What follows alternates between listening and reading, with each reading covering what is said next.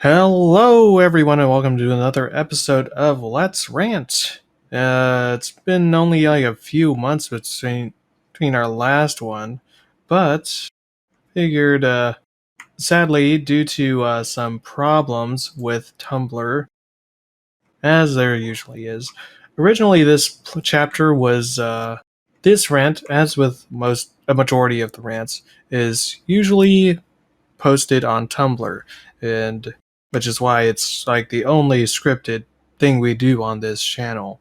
But they have decided that for whatever fucking reason, text posts can have at maximum 10 pictures. And if you know how these rants go or how they're structured, you will know that that is impossible. We cannot do that. So instead, we have decided, well, what the hell, we'll just make it another rant. And to help join us into dissecting this rant, this chapter, we have with us Danimal. Hey, hey! It's Danimal. What's up? Yes, your favorite homosexual, and here to lend us his expertise. Yes, my homosexual expertise. Actually, I'm curious. How long have you been married? I've been married since, oh fuck, I just forgot the anniversary date when you just asked me shit. Oh no. How long have you been homosexual? Wait. Oh no, okay. September 8th, 2017. That was when we got married. Wow, 5 years. Well, almost 5 years now. We've been together for over a decade, though. My goodness. Congratulations. Oh, thank you. And also here we have with us our Australian milkman Dan. G'day. How you doing? How you doing, mate? And also here we have with us our resident non-man Kava. Yeah. No, wrong comic, Cav. Aw, Down. I can't yeah here. No, it's not allowed. I'm very sad now. Why did you invite me in the first place? Oohs are permitted, Invite me though. to a furry webcomic rant, and I can't even yeah. What is this? Aren't they cats? We've been spoiled on two. I've spoiled you guys on two kinds. Why are we here? Just to suffer? Yeah, what are you gonna tell me? This comic isn't sexy? Oh, they got some characters in here. It's not. It doesn't look nearly as sexy as Two Kinds. Sorry. Yeah, it's true. But when it does get sexual, it is a lot more fucking awkward than Two Kinds. Let me tell you. Believe you me. That's possible? Can't wait. It is possible. Well, you'll see. Anyway, also here we have with us newcomer and Rob. Yo, what up? I enjoy the comic sometimes, and I have an extensive library and lore of everything that happened in it. Nice. I will say, yeah. So, for clarification, I have brought on Rob here because I met him, and just because I figured that it would maybe an interesting opportunity, especially since we only had 3 other boys with us today, to get a little another BCB reader's perspective and opinion on this chapter as we go along. Be nice, be neat, going down memory lane. How fucking old is this chapter, actually? It's not horribly old. It came out in 2018. You say that, but how many years? It's been years now. Let's see, September 17th. How long can I scroll down? Haha, 18. 4 years. Almost 4 years. Yeah, so there's probably some shit that we don't remember. In any case, yes, just so that anyone who is just coming in, and for Rob's sake, the laydown of how these things go. The Let's Rants are a big departure from our usual stuff on the Let's Read channel. In these, we don't necessarily just go over, you don't really read the whole comic. And in fact, we're not going to read the entirety of this chapter. Instead, it's just going to be primarily me reading this script of ranting, and we'll give our opinions on it. Occasionally, whenever there are panels coming up, I will instruct you people to read as we go on. But in the meantime, let us begin. One sec. Oh wait, I should actually say what the fuck this chapter is. So without further ado, let us get into chapter 104 of Bittersweet Candy Bowl. Fair game. The bowling chapter. I can't. Which honestly, I can't believe we're already to the bowling chapter. I've done like I don't know how many fucking rants, and it feels like nothing has happened. I completely forgot how little really happens between these chapters. But I guess we're finally here to the great and glorious bowling chapter. Her obligatory Stephen Lynch reference. Hey, my cow, be here the pearly freight. Are scared to give the ball a hurl. How about Dickie Webber, his son Pete? I turn the motherfucker scream off weed. Down I roll the ball, I cry. Let me bowl it, let me die. I'm almighty Malachi, the bowling god. Smell the rising gets me high. Kiss those fucking fish goodbye. I'm almighty Malachi, the bowling god. Yeah, the bowling god. Welcome back, boys and girls. We're doing another one of these because I am bored with my life and need to fill the tank. And this time, we're going to be diving into a certified hood classic, the bowling chapter, which is, of course, centered around our favorite one-dimensional character, Madison. She's female, therefore I relate to her. I genuinely don't know how this person got into a relationship or any sort of friendship with anyone. She is extremely abrasive. Come on. Actually, I have a confession to make. I don't completely hate Madison anymore. I mean, let's not get too crazy. I still don't care about Madison at all. But I feel like now, after so much time has passed with all of the, well, things that the previous chapters have thrown at me, my feelings on Madison have reset to apathy. It's not so much that she herself has become a better or stronger character, it's more that the bar has been lowered for her. So, congratulations, Madison. Your reputation has been neutralized. Here's your second chance to be a good character. Let's see how she handles it on her birthday. Gotta speed, kid. Oh, dude, you're right.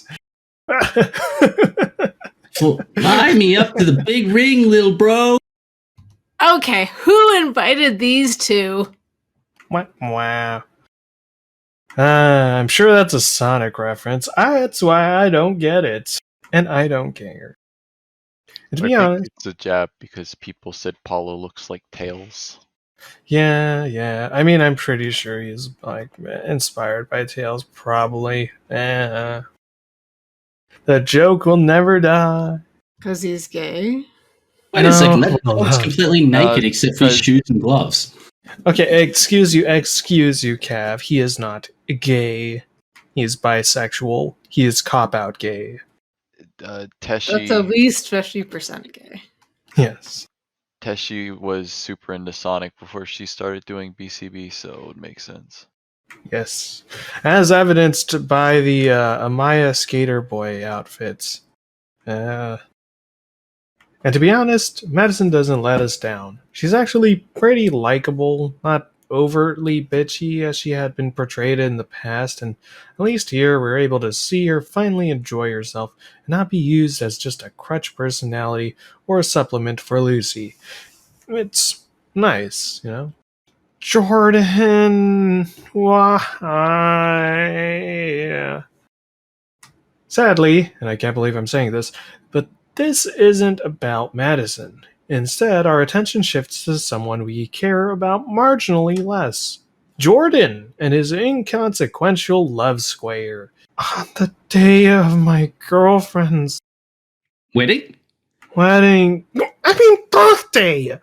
will say though, this did get a smile out of me. Why did you invite her? You said I could invite anybody But why her? because she's the best. Best at being the worst.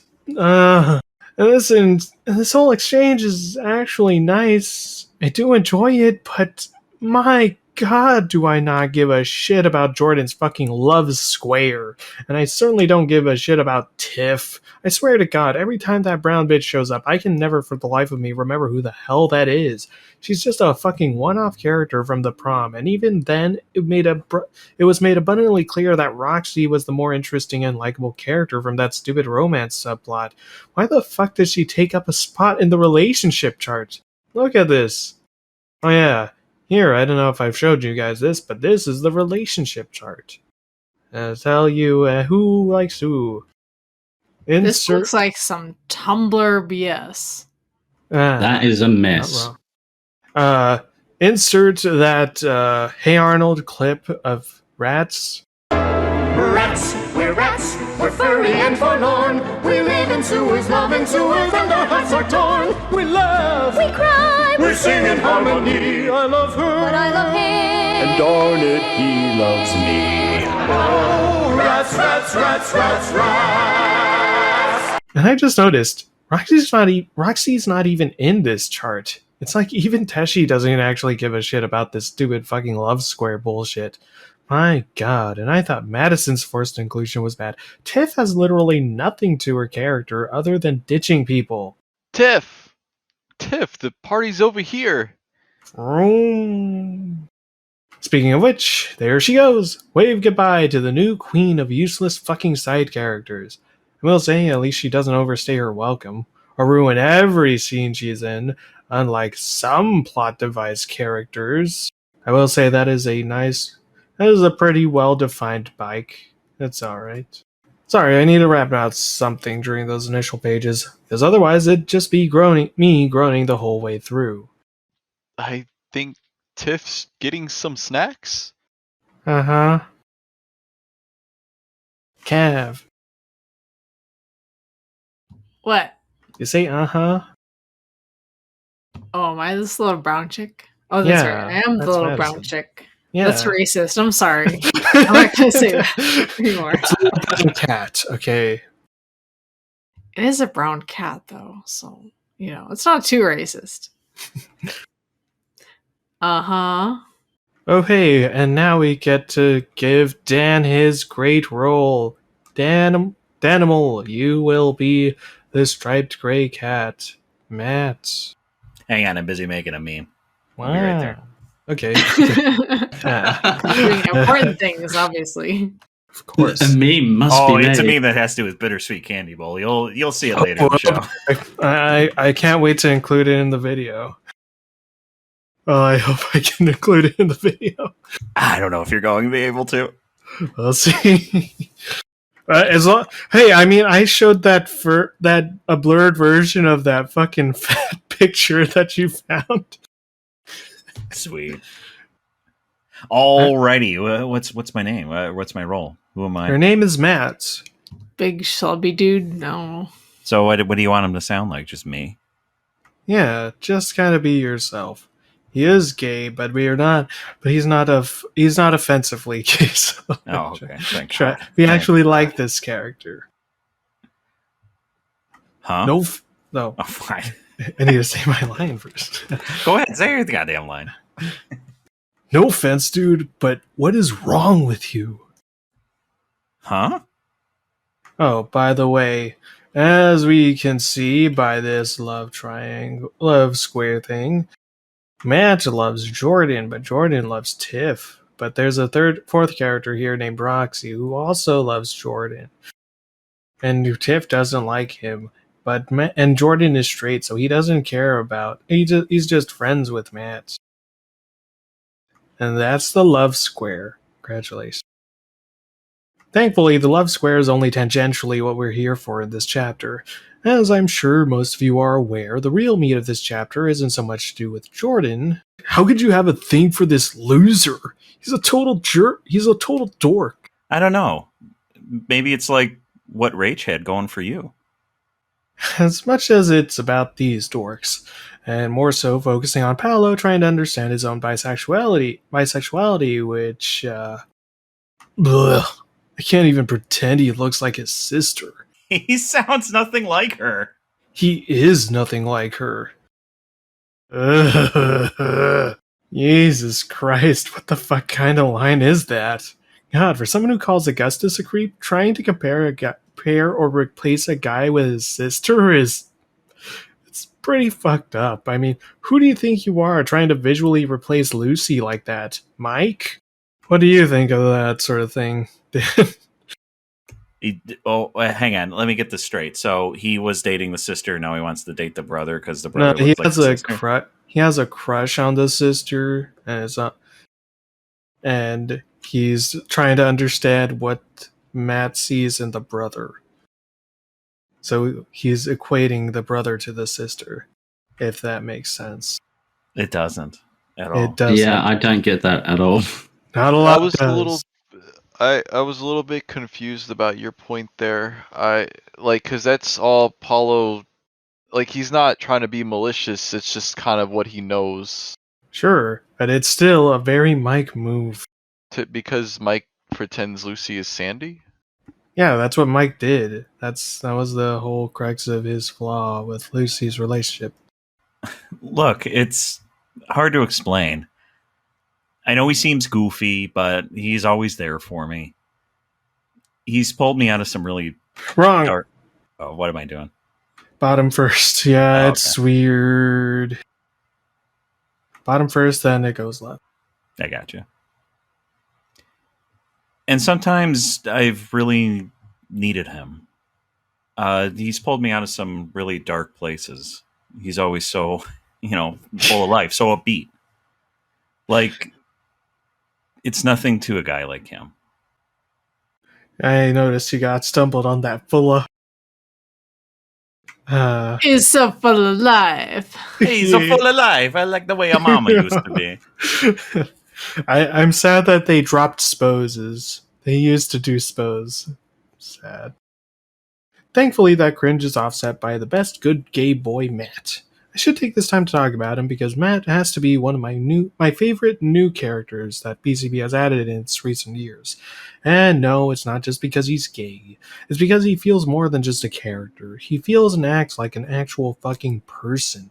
We've seen it before in Golden Hour and even in his introductory chapter in Take Heart, but it's clear from how he talks and behaves that he's actually lived a life. The way he talks about his feelings and thoughts about Jordan and their relationship gives us insight into how he views the situation, hinting that it's something that he's thought about a lot. We can see that while there is some pain there is understanding too, and most important of all, He's an amazing friend. acceptance. Matt shows that he isn't a character that needs growth or an arc. He's been through a lot, and he has learned plenty of lessons on his own. And he's already a full-blown character that doesn't need no development. Kind of like a best girl Rachel, which makes for one of the best character dynamics between these two. Out of all the stupid and terrible things that the recent strings of BCB chapters have added, Matt is certainly not one of them. What if he liked you back? But, oh God. Please don't go there. Bad things are there. You mean what if Jordan liked me back? Yes, of course that's what I mean. I never actually thought about it because, well, I know it won't happen. It's stupid to daydream. I mean, look at him. How could he not be straight? Fussing over Tiff the way he does. So when Paulo says, "What if he liked you back?" I was never confused about whether he was referring to himself or Jordan, or referring to himself or Matt. So when Matt says, "What do you mean if Jordan liked me back?" Like I don't. Was there supposed to be a doubt whether or not Paulo was referring to himself or Matt? Like I don't get it. Yeah, that's clearly what it's like subliminally about. But also, that's just the way that mode of thinking is going bad. That's going to a bad place.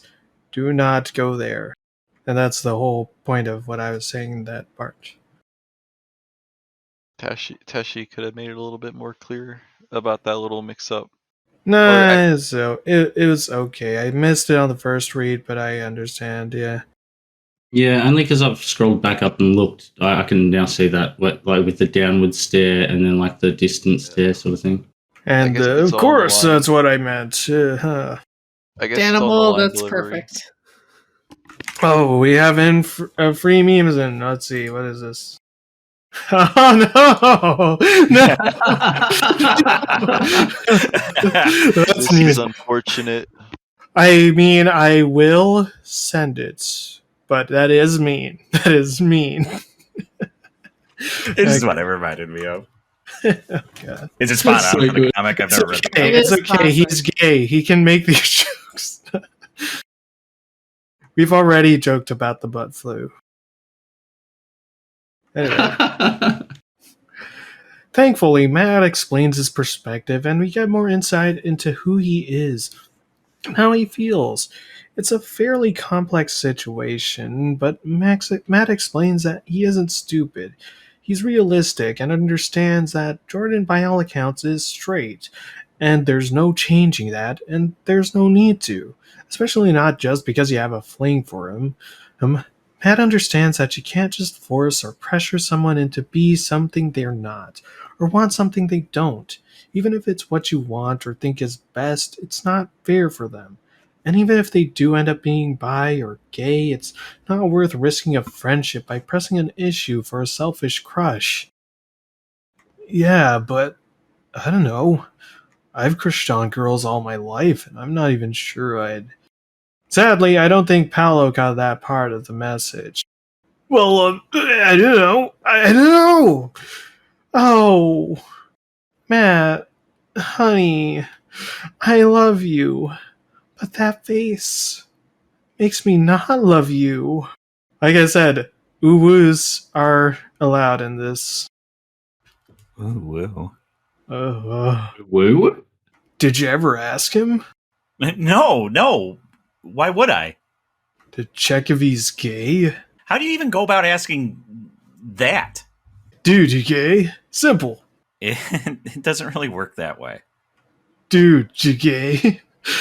That being said, as cringy as this exchange may be, I do kind of enjoy the nice, ignorant innocence from Paolo. It's cute.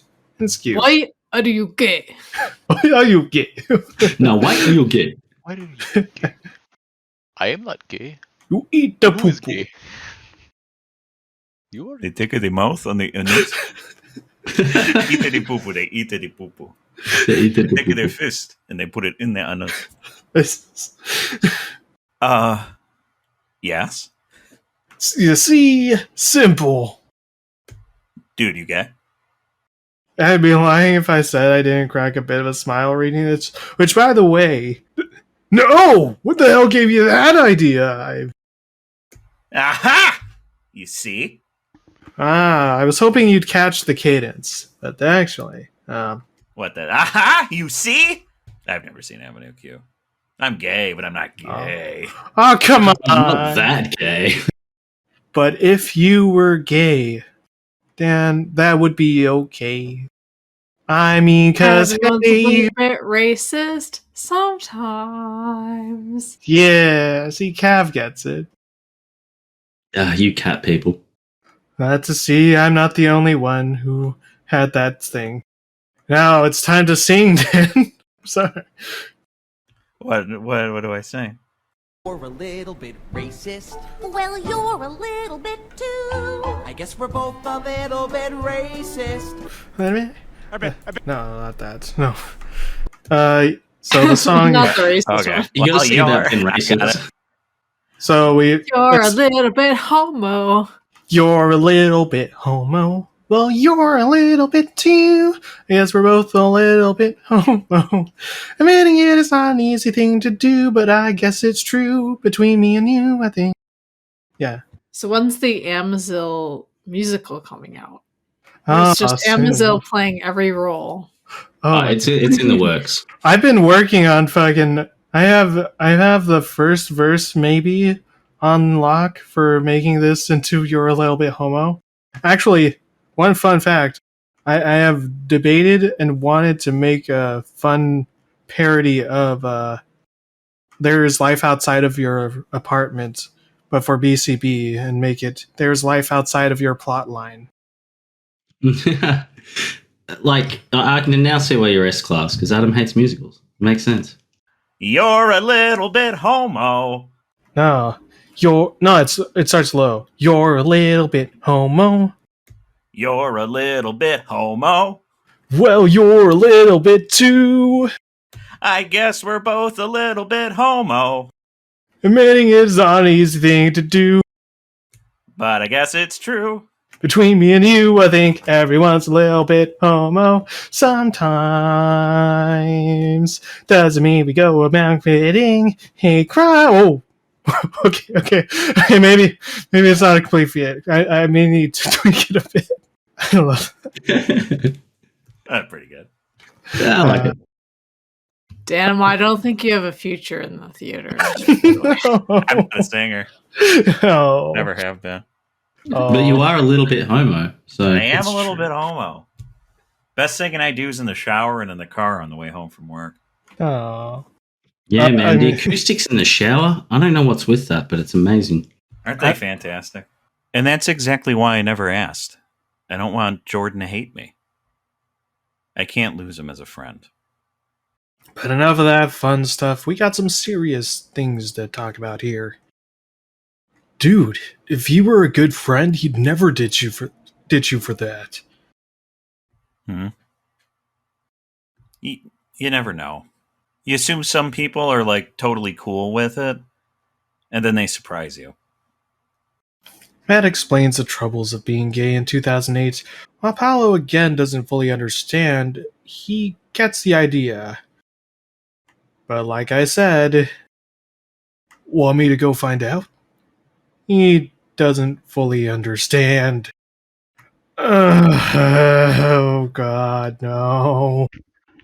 Now, is it an issue specifically because you know what's going to happen, or is the idea of trying to find if someone is gay? Because if Matt is keeping it hidden, it's also equally possible Jordan could be keeping that hidden. Look, yes, both parts. Because, look, it's exactly what I've been saying. Like, you can't, for one, it's not right to force or assume someone is away because you want them to be. That's selfish and it's not fair to them. And if you ask them, then you might be pressuring them, even if accidentally, into trying to be something that they're not because they like you or some way. But also, the problem is that this is Paolo. Paolo has no stake in this relationship. He's just hearing about this and he's projecting his problems onto Matt and thinking that he can solve this, but he has no fucking place in this. He should not. He's just involving himself into a situation that he doesn't belong in. It's complete. It feels wrong. It's so wrong. And also, won't like the other dude be like, "Hey, are you gay?" Yeah. Especially because he doesn't know himself about his own sexuality. That's the worst part. Paolo doesn't even know himself about his own sexuality, and yet he's thinking that he can try and get it out of someone else. And it's stupid, and it shows that he's learned nothing and he knows nothing, and this is a terrible, terrible idea. I don't What a think piece of he's going shit. to be mean. I think he just doesn't understand. He's trying to do the right thing, what he thinks is the right thing, and Matt seems to be pretty in on the plan. I get So- that, but still. I mean, I will say, It's more Look- like a kid that doesn't really get it, but he's Look, trying to the help. homosexual is talking. Yes. Yes. I will say it's like in the terms of like figuring it out and figuring out like how to approach people and just kind of figuring yourself out. It's not far off from how it actually is. Just saying. Yeah. Yes. Like these kinds of discussions, and maybe someone's kind of exploring it and they don't really know how to approach somebody, and you know, that's the way it was. I mean, hell, I was gay in 2008. I was gay before that too. Oh, yeah. We didn't know that then, but yeah. No, just kidding. I forget how old you are, Dan. I really do. When were you gay? How are you gay? Just like that? Promise you won't mention me? You can count on it. Wow. Paulo, thanks. Please, don't do it. Yeah, well, you better have a damn good cake at your wedding. Alright, you bastard. I know what's coming. I know what you're going to fucking do to me. Let's get this over with so I can rip into you more. How was the cake at your wedding, Daniel? It was fantastic. It was It fucking better Boys, I noticed you didn't invite me. be.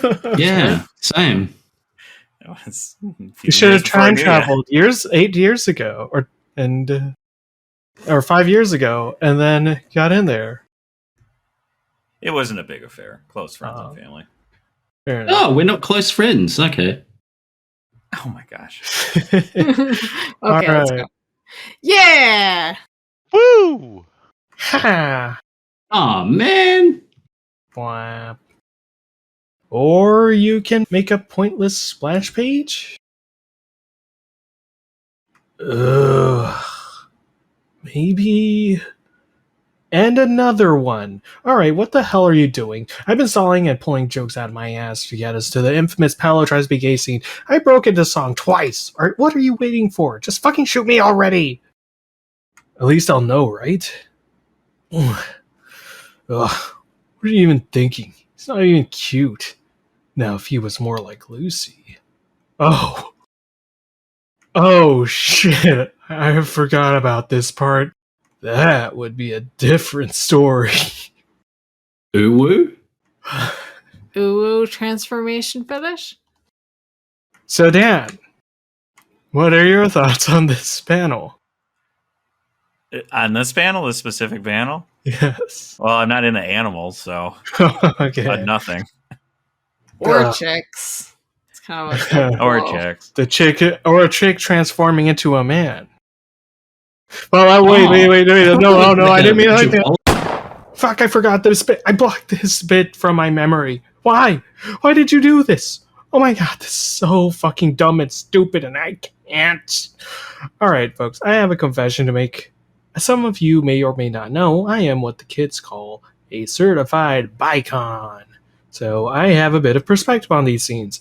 So allow me to shed my universal opinion on this particular panel, because that's not how bisexuality works. I feel insulted. I get that Paolo is thinking about Lucy, and then it turns to Mike, but this gradient shit is dumb. Who the fuck thinks like this? Like, actually dreams like this? Person reading this, when you were a hot-blooded teenager, which for some of you, let's be real, is right now, or at least was a few years ago, when you were thinking about your crush, did she ever change into another fucking person? No, because you're a healthy individual. If anything, the other person came in from the side or something, and you started thinking about them. Add on to this the extra layer of skeeviness that during this Paolo is trying to picture Jordan as these two, and it's fucking creepy. God, Paolo, stop trying to replace Lucy. No, you're not. You're just as bad as Mike now. Do you get it? I don't know why he turned into Mike. It would have made more sense if it was Jordan, because that was the subject. So it just kind of is more ship bait. No, yeah, you see, it's because he's supposed to be gay for Mike. That's the whole point of him being gay, so he can be with Mike. Don't you understand? For some reason, I read it right to left instead of left to right, and I thought it was just like a color changing cat. And I was like, "What is this? Like some sort of like? Oh, imagine if this cat was like not black, but it was white or something." Oh my god, that's even worse. That's I'm sorry, I don't look at the gender identifiers on these things. They're animals. going from Going from homophobic to racist. He's like, I'm not trying to have Hey, sex with it's animals. racism the whole time. What were you saying, Dan?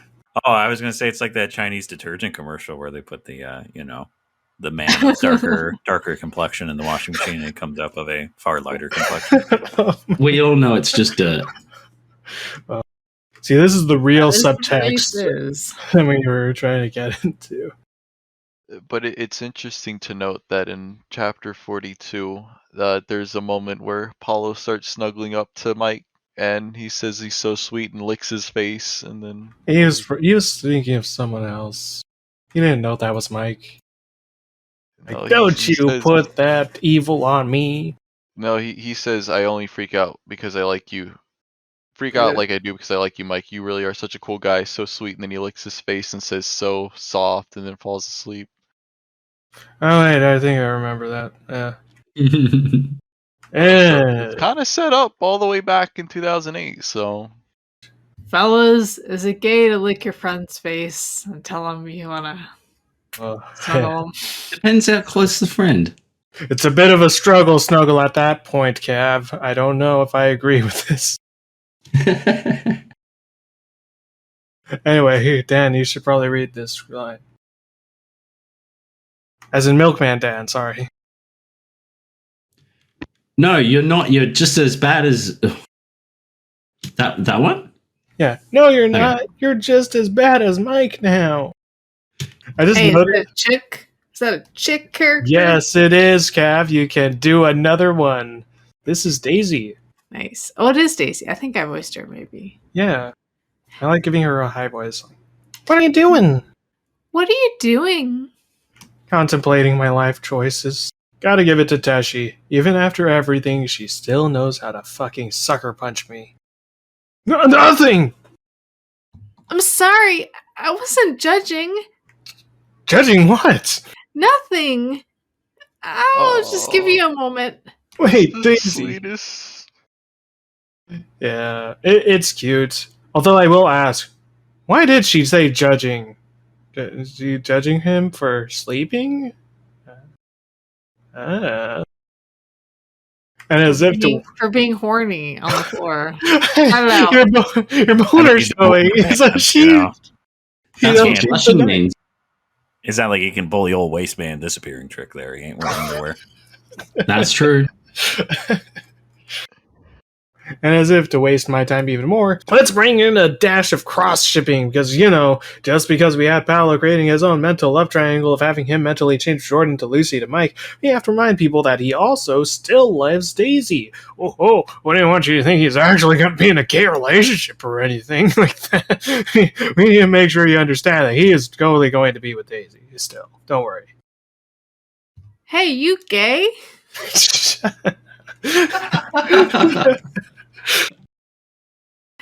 Do you ever have lucid dreams? Lucy, what? No. It's when you can kind of control your dreams, you know? You can do that? Well, not everyone, but I can.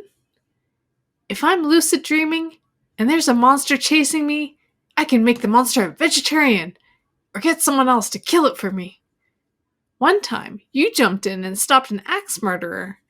I mean, just look at this. That is so sweet. I mean, go away. I'm gonna take another nap. Remember what I taught you. Good night, Daisy.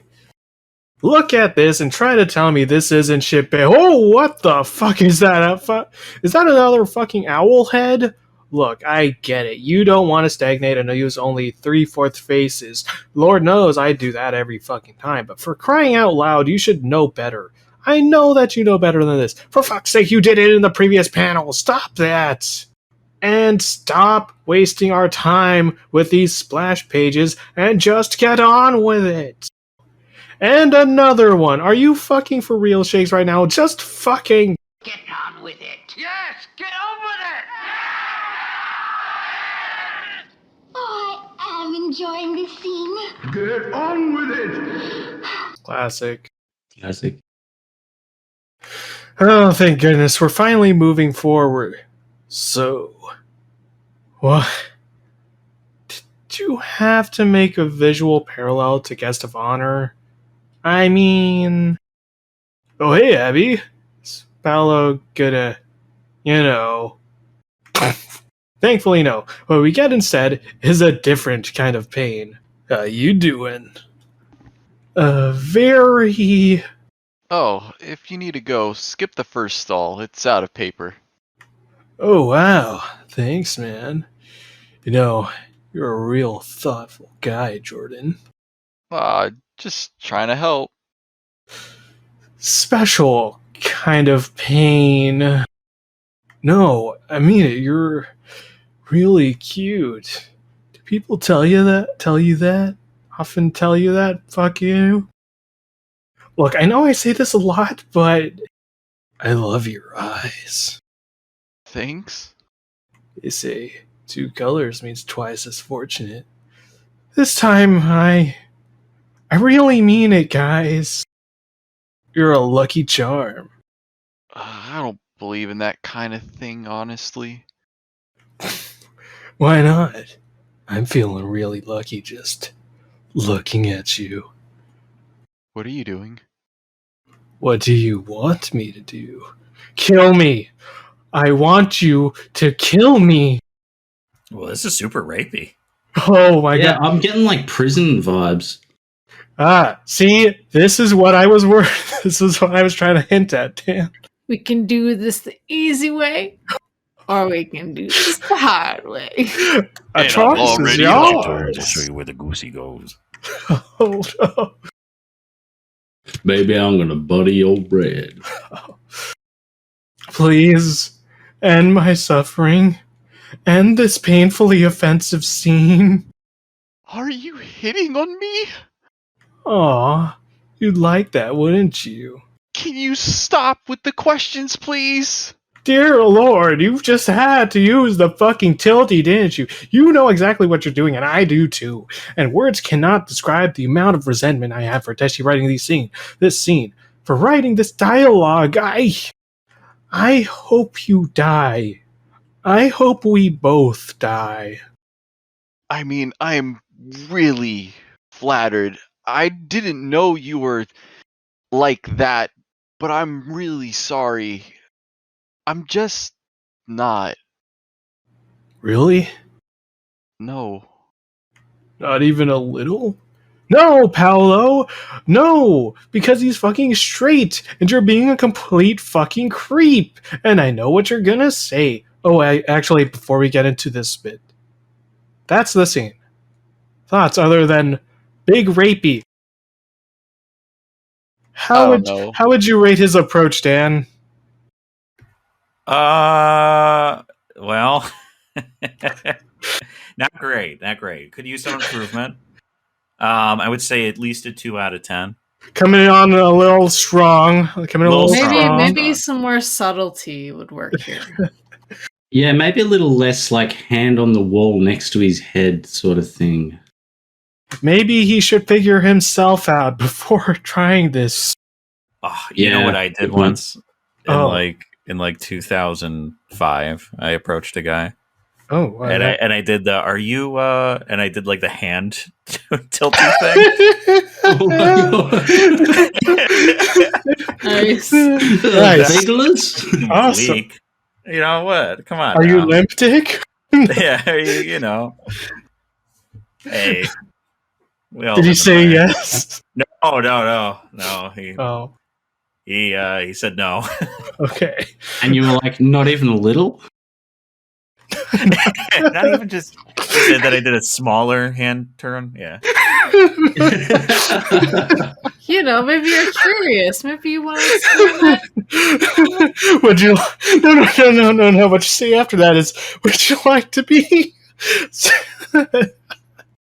Oh no. See, that's where the lesbians got us beat, because they got a great line where they say, "Oh yeah, well, spaghetti's straight till it gets wet."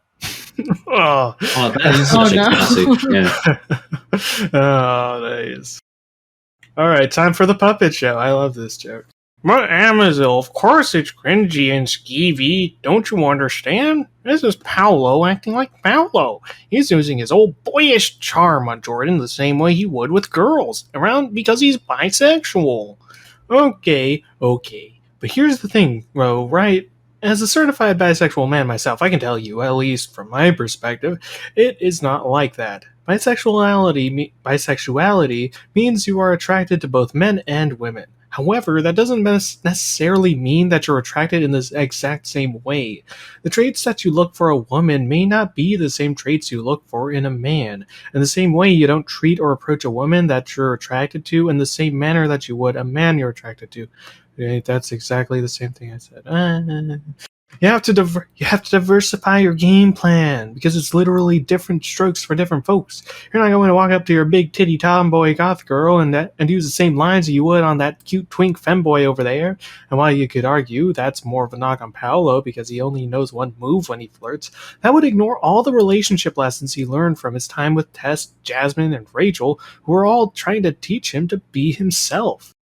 But Amazel, he's just a boy. He doesn't understand anything. You're expecting too much from these characters. I mean, they're just a bunch of teenage balls of hormone. Shut up! Shut the fuck up. That is a cop-out fucking argument, and you know it. These characters have gone through so much and have been made to go through so much development that to boil down each dumb thing to hormones discredits the idea that teenagers can learn anything from life. To excuse this behavior is to excuse teenagers of any wrongdoing at all because of the stupid chemicals in their brains, and it tells them nothing, because nothing they do is going to be their fault, and you can't fucking tell them that.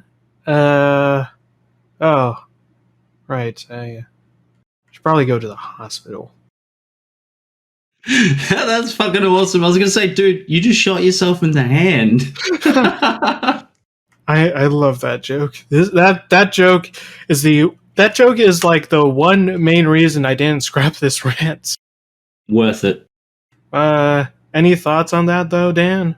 Do you? Well, I don't know. You haven't been in the dating game for years, so I don't know.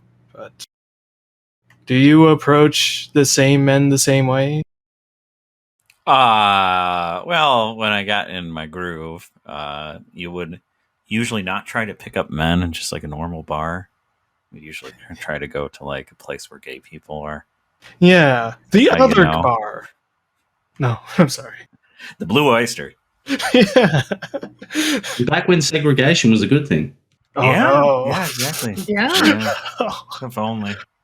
Cav, what do you think about this? What does your dating experience say? My dating experience is 0, so I have nothing to say. That's true. Dang. That's a I'm lot. saving You got a couple myself- cats and rats.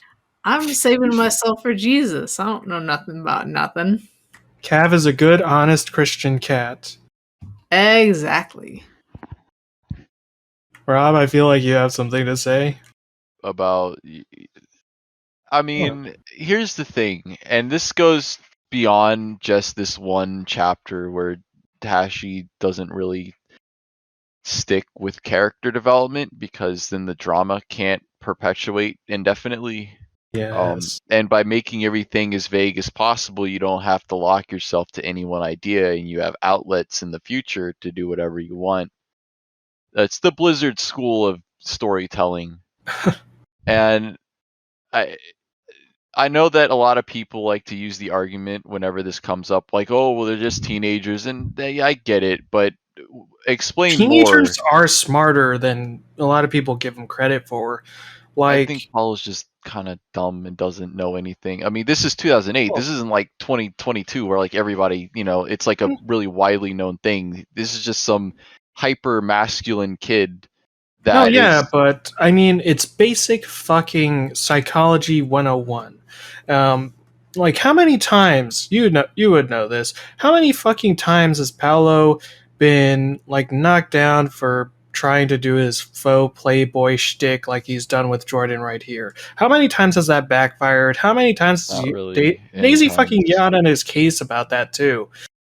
And it's Pavlov's fucking dog. If you give the positive reinforcement of, hey, if I do this, people react this way, then they understand. It takes them like 2 or 3 times where they understand, I shouldn't fucking do that, or I need to change something, or else this is going to happen all the time. He's been shut down every fucking time he's done that. The only points where he has had success is when he doesn't do that. By this point, it's been fucking 4. He's been in this scene for fucking 3 years. He should fucking know this. I think he just laid it on extra thick, just for this one occasion. Cause he's stupid. But he hasn't really acted like this since this chapter, and he does tend to forget stuff for the convenience of the plot. There is that theory. There is the crackpot theory of he has amnesia. He just says. I feel like early Cassie onset has dementia. amnesia because she wrote Paulo to not even like Lucy in this new chapter, and then a few pages later, he was willing to throw Mike under the bus forever for her. This doesn't make any sense. Anyway, that's that chapter. We're not looking at that. I haven't read it, so listen. Anyway, psych. What? Wow, I really had you going, didn't I? What are you talking about? Oh, thank God, this stupid fucking charade is over. I went a little gay there too. We can finally move on. But to summarize before we do, I just want to say this whole scene is so fucking disgusting.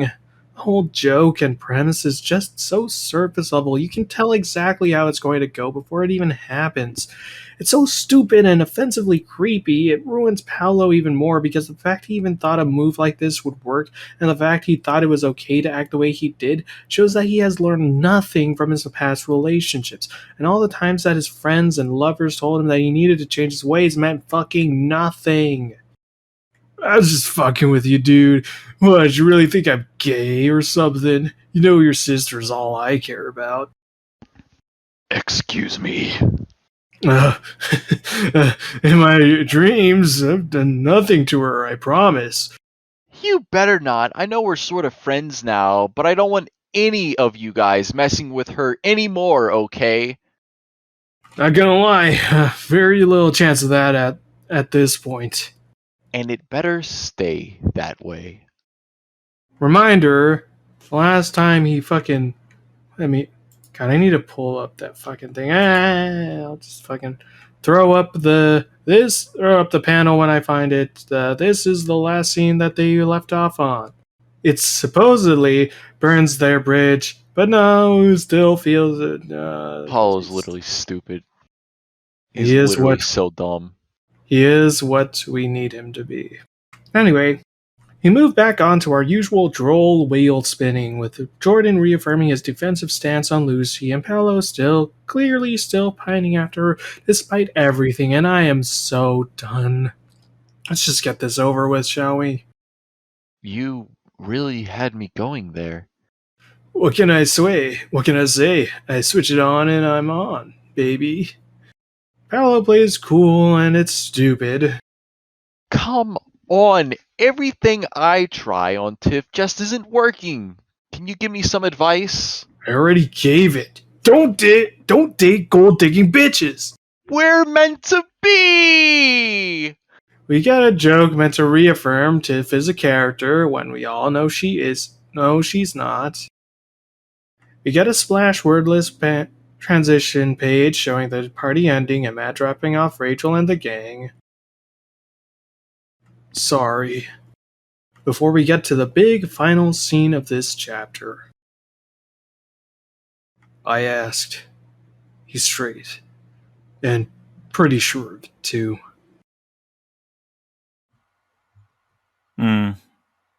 That's okay, I figured. But it's nice to know for sure, at least.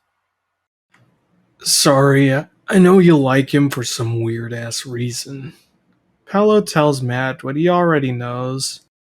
Hey, get your fucking feet off my dash. Yeah.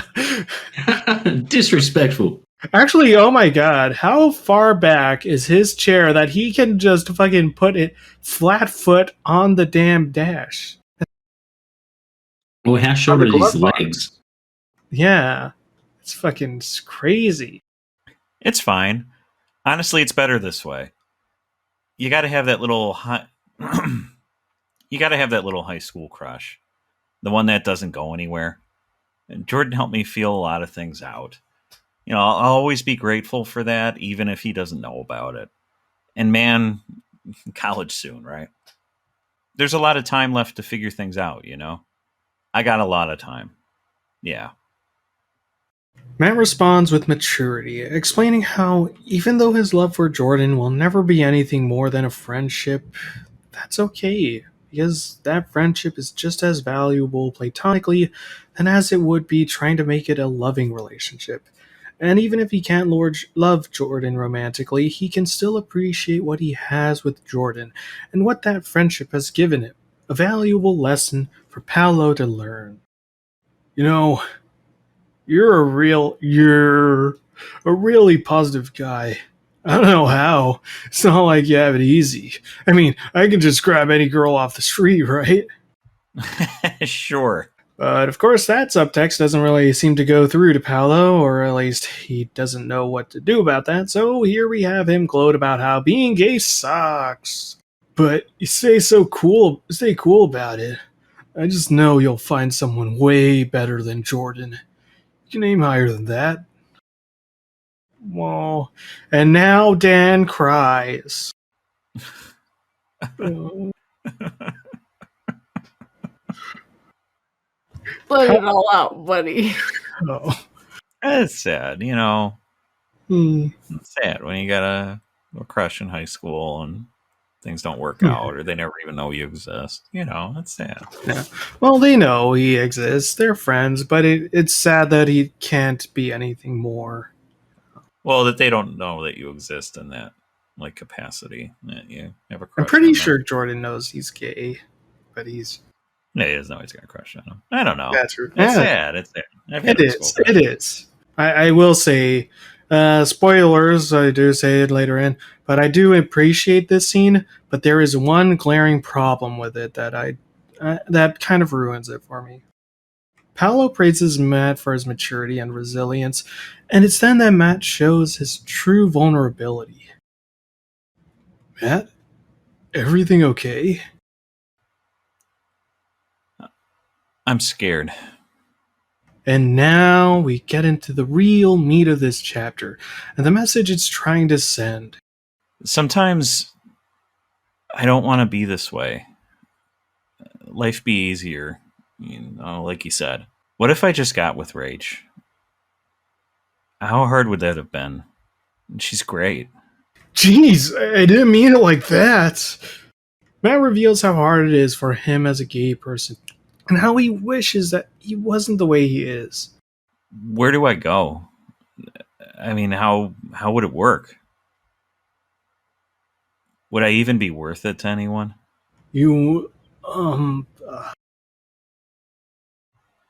What if I only ever find guys who just can't? Like Jordan. People who hate me for asking. It's so much harder than anyone says. I can't. It's a great, very emotional moment, and a powerful scene. We get a peek into Matt's inner turmoil and the problems he's had to deal with throughout his life because of his sexuality. The questions he's debated with himself and the fear of never finding love because of his sexuality. No! Things can be better! Things can be so much better! You'll find a guy. He'll be so cool. So much cooler than Jordan. You'll look back on Jordan and be like, wow, what a fucking idiot I am. What was I thinking? Why did I even like that moron? He's not like my awesome husband over here. My husband's so cool. But sadly, Paolo opens his mouth. Paolo opens his fucking mouth, and it's so fucking stupid. Paolo's dialogue is so shallow and stupid, and I know that's the point, but it just pulls me out of what was an actually emotional scene. I actually felt something there. The pacing was actually good. I didn't even knock the fact that it was a splash page that had the little word bubbles on it. It was fucking good. And then you do this. He'll be so cool. So much cooler than Jordan. Yeah, I already read that. He's amazing. He bench press like 50 men, and he cooks lobster and shit, and he's funny as hell, and he's rich, and he takes you everywhere. You'll go to Hawaii for your honeymoon, and then Greece or whatever. We're everywhere. Your Facebook is going to be so annoying because all you'll do is post corny shit to each other. I love you so damn much. I fucking promise you. And all I can think of is... You're gonna be okay! Say the goddamn words! You're gonna be okay! Oh, God! If there's no hope for you, what chance have I got? Where am I in 5 years compared to you? It's scary. It'll be good. It has to be good. It has to. Paolo shows empathy, but a cynical part of me just whispers that he's making this about himself, and that's just wrong. Come on. Let's get you home. Let's get this over with. So, Dan, what did you think of that? I mean, the Matt stuff's pretty real. Yeah, like I said, it's fucking it. And like I've said before, Teshi has moments where she writes stuff in her writing where it's like, damn, that's actually really good. That's really effective. That's very emotional. She knows how to do that. And then in the same breath, just fuck you, destroy you. It's so fucking. It's almost hair pulling. It's frustrating almost. That's why she needs a writer's room, but that's a whole nother rant. No. I mean, she captured it pretty well. I mean, that hit some, notes long time ago. Roll. I am a little Poor Dan. confused about something. Paulo says, if there's no hope for you, what chance have I got? What is he talking about? Like, what chance does Paulo not have? That's what I'm confused on. Well, because Paolo is confused about himself and trying to find happiness, and so, Yeah, but if anything, isn't he bi? Thus, like everyone's a potential partner. Like, how dare you? You are misrepresenting my people. Hey, no, you know what I mean. God damn it, you've got a bigger pool of people. I've never actually thought about. You're just a giant slut. It's okay. Yeah, look. Oh. Hey, shut up, slut. I mean, Amazon. No. Like this actually made me think about for the first time that I don't know, gay people have a lot smaller pool of people to as potential like partners. Pretty much, I never thought about the small percentage of the population or whatever that they make up. That's their pool. Like that's pretty messed up. I never actually thought about it that way till now. Yeah. Well, you know what? That's a good point for Tashi, bringing awareness to the struggles of the gay people. It is understandable, yeah. And as we've mentioned, yeah, it does a good job of explaining that sort of thing. And I appreciate. It seems unfair. But Dan, are you okay? Oh, my boy.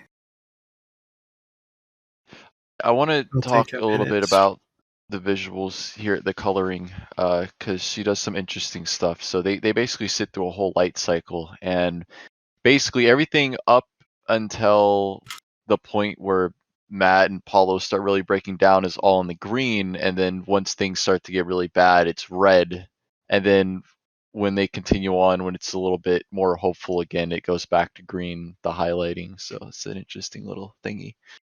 That is pretty cool. Yeah. Sometimes Tashi does visual storytelling well. Dan says that he's back now. Yeah, I'm back. Sorry, that made me feel some things I haven't felt in a while. Oh, are you all right now? Yeah. Did you go to give your husband a hug? No, he's out teaching a class tonight. He's home late. Oh. Sad. Feelings are gay. True. No. Don't worry, this is the last panel. This is the last page. I still think you're great.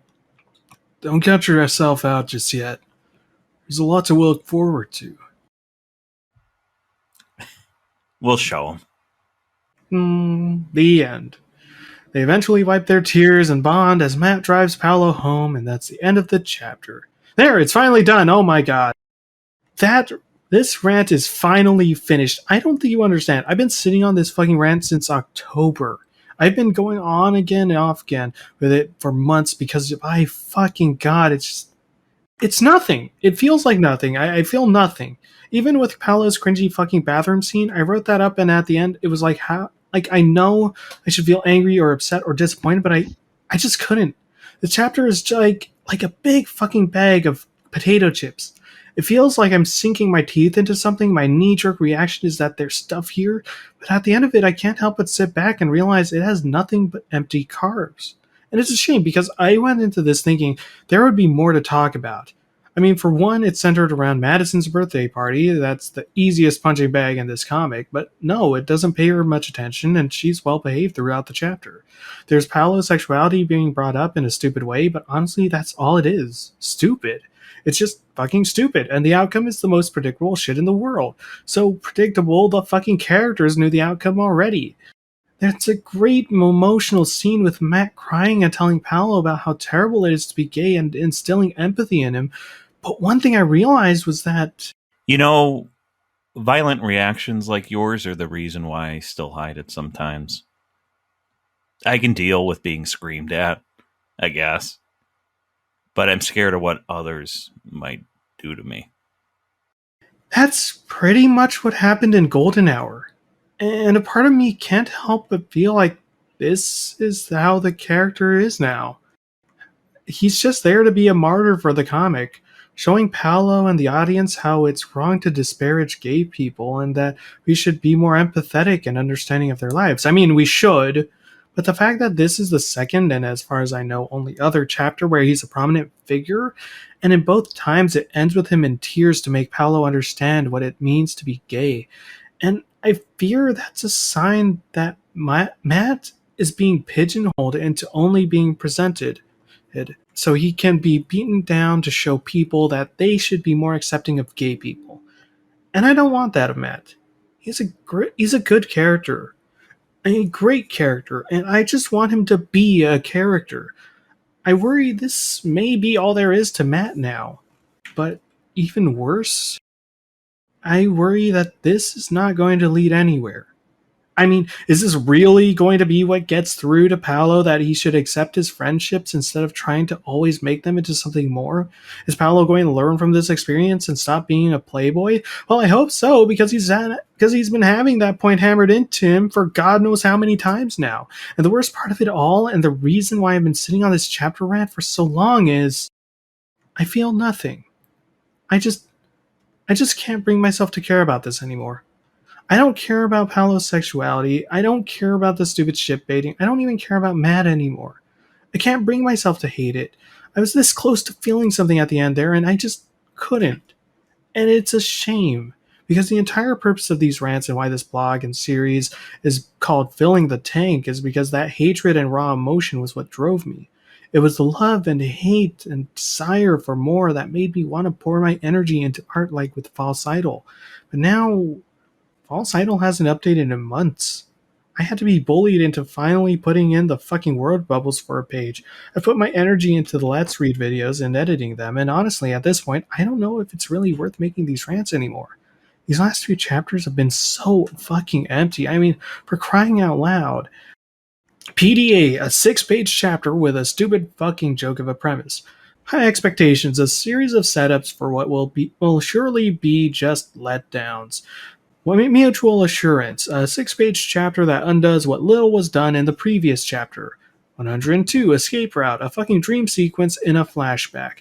103, It's All in the Mind, a fucking recap chapter. And now this empty carb of a fucking chapter that tries to say a lot of things but is not going to do a damn thing. I feel burned out, you know?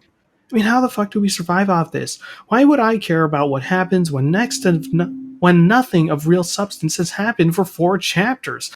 I mean, God, when are we going to finally have a confrontation? When are we going to resolve these problems that Teshi has put forth? When are these characters going to actually fucking do something or learn from their mistakes? What even is there to look forward to? I should just fucking end this series and move on, because it's not like the fucking plot's going anywhere. Gee, I mean, what's the next character going to be? Another stupid Oh.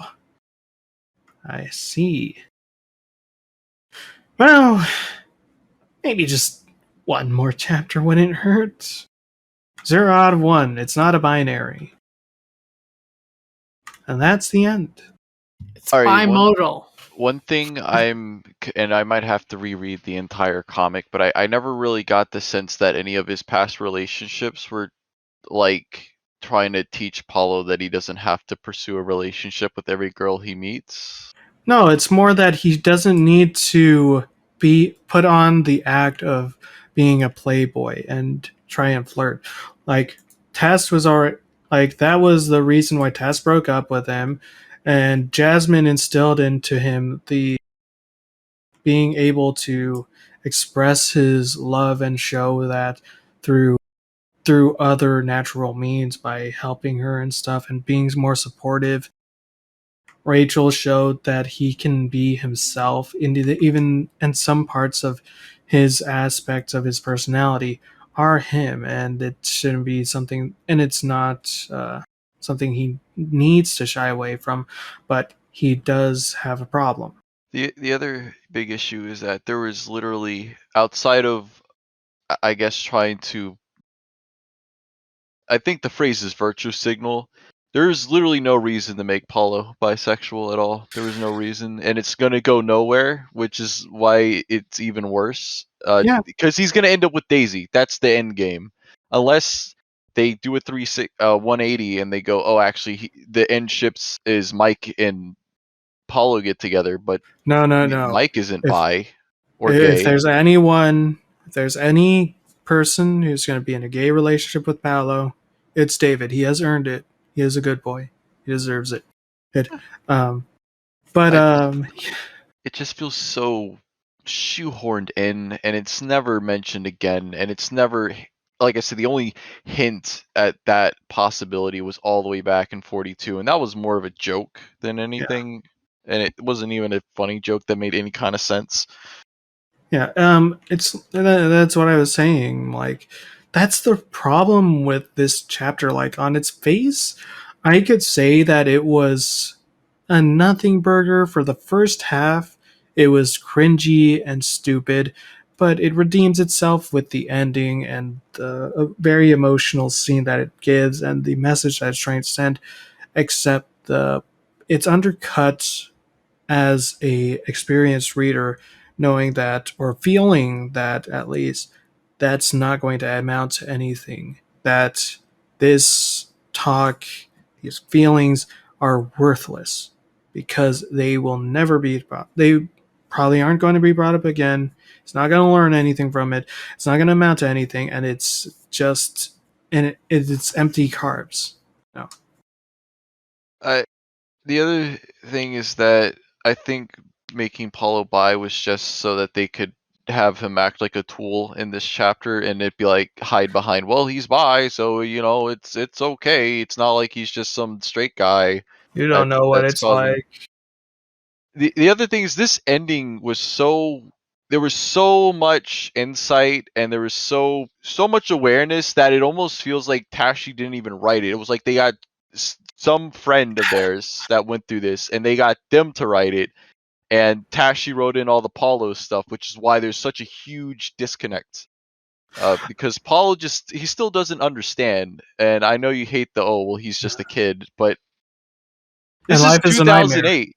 This is 2008 characters, it's still a relatively not brought to the, I don't know. It's not that as accepted, and I understand. So it makes sense why he doesn't get it, and he just says a bunch of stuff. Like, he's trying to help, but he doesn't know how to help, so he's doing what he can.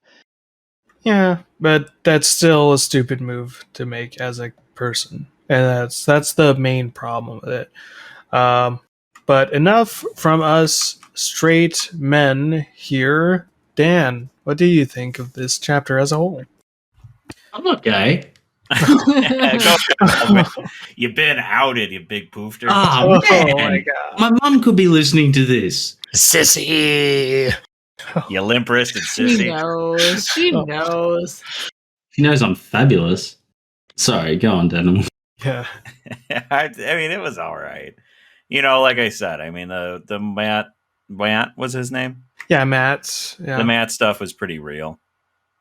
Yeah, I kind of Um, feel like it may have been a low blow though, of like, because I've seen Tashi do that a lot of times where she'll do like a very emotional scene that she knows you're going to get that real kind of tug at your heartstrings, and it feels almost manipulative at times. I do, not to undermine the severity of the situation or to say that this isn't well done or well executed, but when you add scenes like this 5 times in the last 10 chapters, it's like, yeah.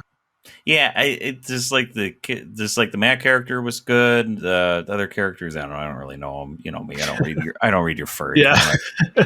comic. But just I hate it when comic people do this, like where they'll make like a dumb, like it's not the Matt story, it's the Paulo story. And Yeah. some dumb interjection that is lame and it's like feels like then it was written by like a 6-year-old. Like It's I don't like, know. but he, like yeah, you that- know, like what's her? Is this a he or she? Who is this? the writer that's a woman. A Well, woman. well, actually, it's co-written by her husband, but whatever. Okay, Nobody whatever. gives him credit.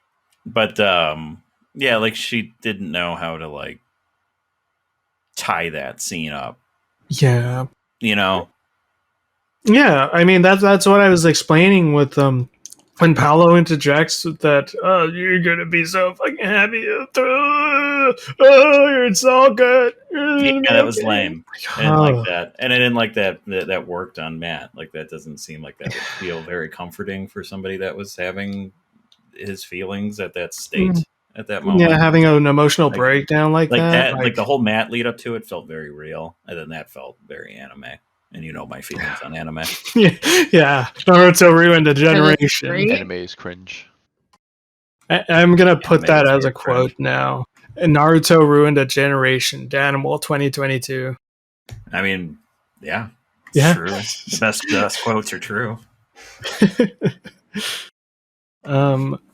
But Cav, what do you think? This should be a breath of fresh air for you because you have to do I too didn't much. have to do much or pay attention or Yeah. know what was going on. So I have very few opinions because You weren't bullied in this episode. I wasn't bullied at all. That ruled, honestly. We bullied Dan more than anything. Yeah, I would have to look more into this to really form a full opinion. I think there's always the question of, I think a lot of your critique is measured at characters' responses to things. Mhm.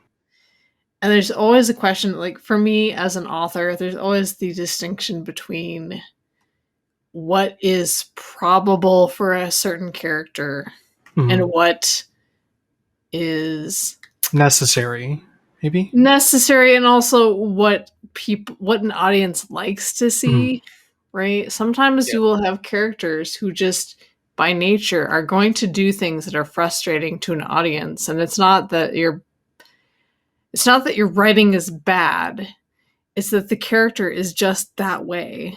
Yeah, exactly. So it's hard to sometimes distinguish between, is this bad writing? Is that the culprit? Or is it that this character profile, he just doesn't learn, or he just doesn't grasp things as quickly as the audience wants him to? No. hold it's down not there, Rob. I see you trying to speak. it's, No, it's my show. My show. Me. Get out. Get. Psst, psst. Get back. No. So my thoughts on it is, for one, especially when it comes to Paolo, the problem with this character is that he's he's gone through a lot of forced development. I mentioned with Rob how he's been in multiple relationships and they've been telling him this sort of thing, like about you need to start acting this way and things like that, and trying to instill that sort of mentality into him. And somewhere down the line, he's done things where or he has had this kind of natural progression, but then he'll just come out and do something irrational or weird and stupid like this that feels regressive. And he's just kind of I think a part of it may be, from a writing standpoint, a question of what do we do with Paolo, and how do we make him more likable, and how do we get him so that he can be able to do the things that we want him to do. So, for instance, a good example of this would actually be in the chapter that I mentioned in the bottom, where, or no, I didn't mention it in the bottom, but I did mention it somewhere in this rant about his breakup with Rachel, who was a very mature character, a very nice and loving character. She helped. Her whole arc with him and relationship with him was very well done, in my opinion, and it helped to improve his character, make him a lot more empathetic.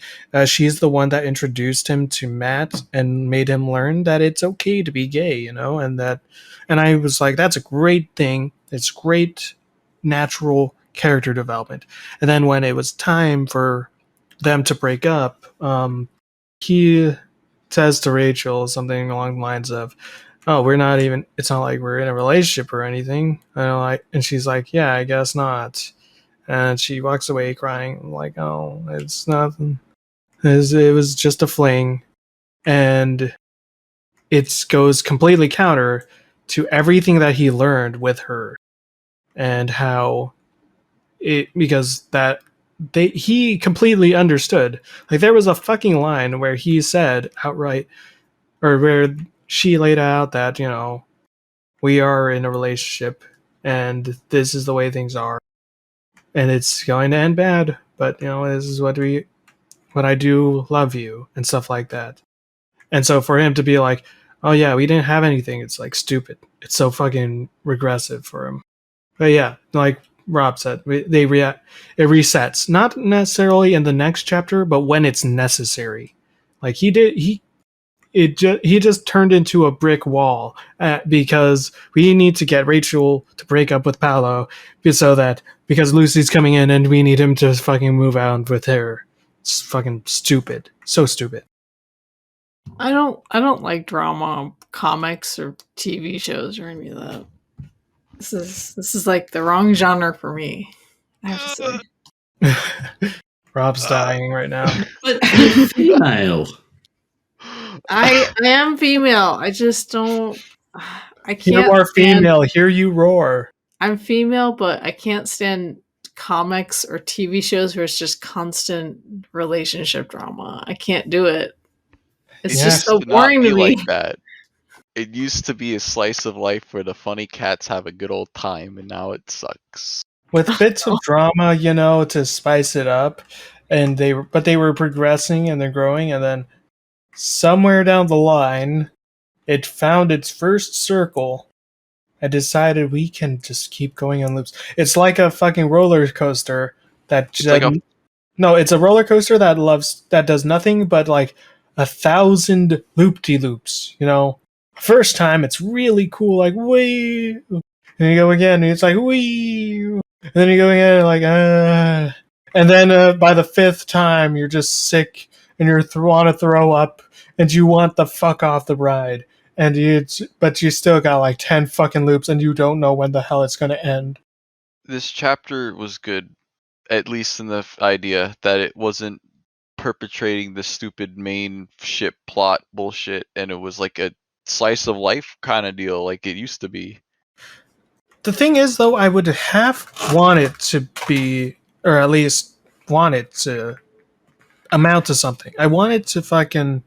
It would have been nice if it did like progress some of the conflicts that were brought up, just so that it would have a point, and we could have, we can still have these conversations. But maybe next chapter. Maybe next chapter. Milkman Dan, what do you think? I haven't had you say anything. I don't think that's my secret power. No, I'm kidding. So, like, I thought it was all pretty gay up until the end part, like with the car scene.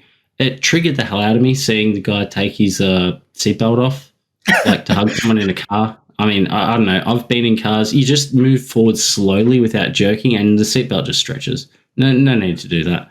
I guess it sort of shows that he's like, oh, dude, I care more about your feelings than like my own safety or the fact that you might get fined for me not wearing a belt. But whatever. The Darwin's Awards, I'm all for that. But yeah, no, really cool. Good stuff. Yeah. Actually, no, I don't even see him take it off. Or at least maybe not here. Oh, wait, no, he does, right there. No, he does. You see That's him. weird. Yeah, there's one of the panels where you see him holding the actual buckle. Maybe it just didn't want it to. Maybe she just didn't want to try it all the time. That's probably that's fair what it enough. is. I mean, it's not safe. Like, I mean, what if they get rear-ended? It goes green while he's still crying. They get rear-ended. He flies through the windshield. And now Matt's going to cry even more because his friend's just in a car accident. And what's worse is this would be the second car accident they got in. At least this time. Matt's behind the wheel. Always secure your pets when you're driving, people. No. Rob, did you have anything else to say?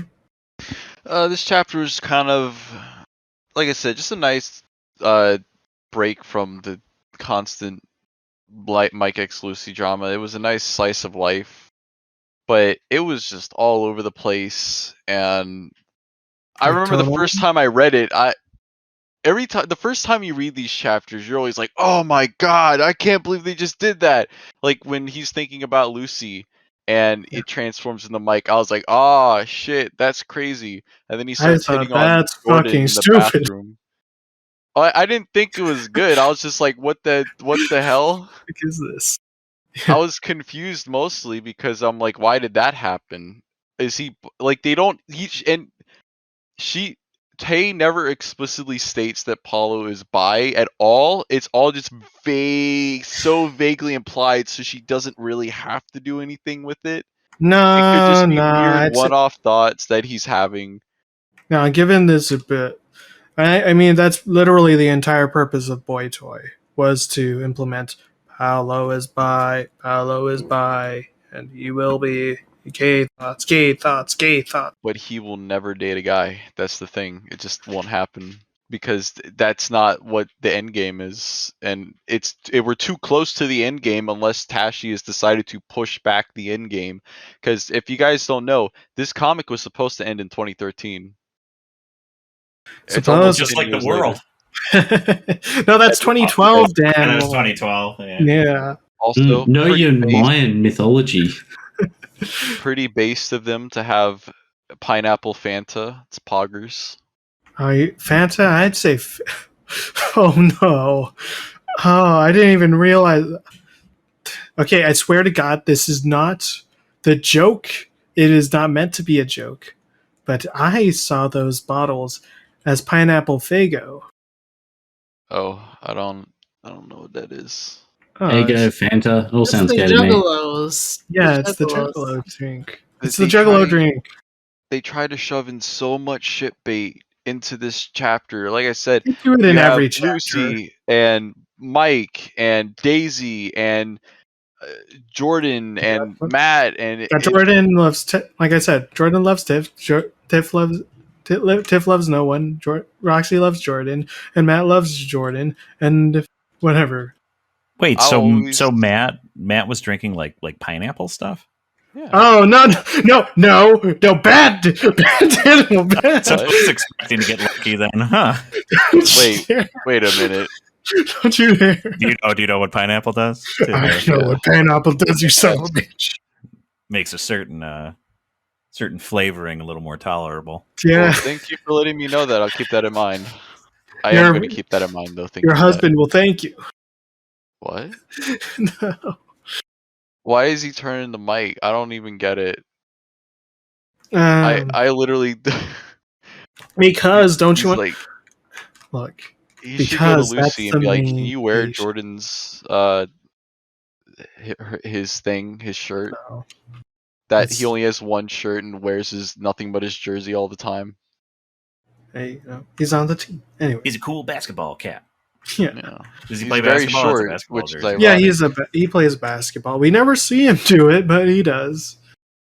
You can tell pretty because he sure. wears a jersey. It says 20 on it.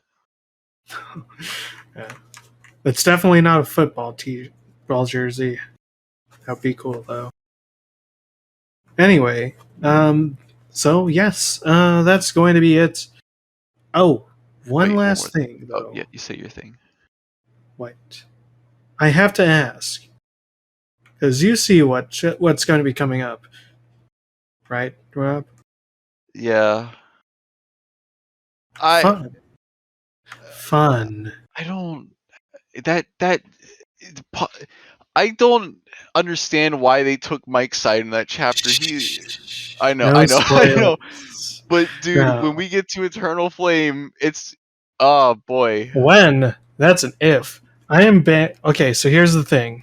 Here's the bet. Here's the gamble. I was serious about ending it on fair game if it weren't for the fact that Witch Hunt is right after. Because I've not read Witch Hunt, but I remember when it came out, and I had a very strong reaction, especially to the ending of that chapter. And I am really excited. That this whole rant is pretty lackluster, I'll be honest. No offense to everyone here, but I think it's still pretty good. But this wasn't the big rant. We can't just fucking... I was debating whether or not to make this because, last rant we did was December, and I'm not gonna fucking make this the follow-up to December. However, Witch Hunt, that is definitely going to be it. I originally planned for the rants to be like a September thing, a yearly thing that we do in September. So, while this is going to be going up this month, whenever the fuck I edit it, Witch Hunt, on the other hand, will be coming out. And I am so excited to read that, and trust me, if that does not live up to what I remember, there is no hope for this series, and we are going to be done. Let us see. I would say if you're gonna not do it anymore, at least read Eternal Flame. I gave my I'll thoughts make my about- own video on it and talk about how awful it is. Oh. Or at least the ending, just the one decision Tashi made that makes me want to put a fucking bullet in my head. But that last page is fucking stupid. I made Cav read that. Anyway. Okay, it's almost midnight. Yes. Oh anyway, gosh, it's 11:26. Yes. Let's read Padre it out. Pio la Spirita Santi cosa sia. Plus, I'm posting mpreg just like a maniac, Yes. so you gotta stop me. This is her signal. Yes. All right. Yeah, it's a lot Anyway. of Pokemon Impreg, my friend. Anyway, without further ado, it is finally time to say goodbye, boys. Until next time, goodbye. Peace out. Goodbye. Oh wait, check Boys. out. Can I plug my channel real quick? No time. Check out the Bittersweet Candy Bowl Fannel. It's pretty sweet. I make funny meme videos about the comic, and yeah, that's it. Okay. Goodbye.